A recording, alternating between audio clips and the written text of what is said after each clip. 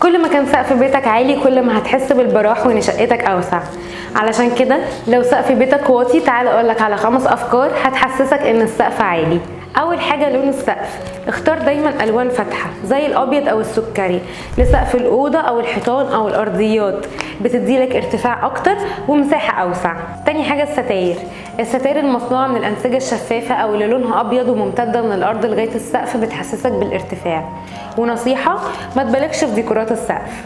تالت حاجه الاساس، يستحسن اختيار الاساس الناعم في التصميم ويكون موحد كله بلون واحد فاتح ومن غير نقوش عشان يديلك مساحه ويحسسك بالامتداد. رابع حاجه المرايه، ومن المعروف ان المرايه بتعكس الاضاءه وبتخلق مساحه وهميه اضافيه، ده غير انها بتحسسك بارتفاع السقف وخصوصا لما تكون مرايه طويله. كمان لو بتحب اللوحات الفنيه يستحسن انك تختارها طوليه الشكل ويكون الوانها فاتحه عشان تحسسك بعلو السقف. خامس حاجه السجاده، يا ريت تختار سجاده بلون فاتح ويكون حجمها صغير بحيث انها ما تغطيش مساحه الارض كلها.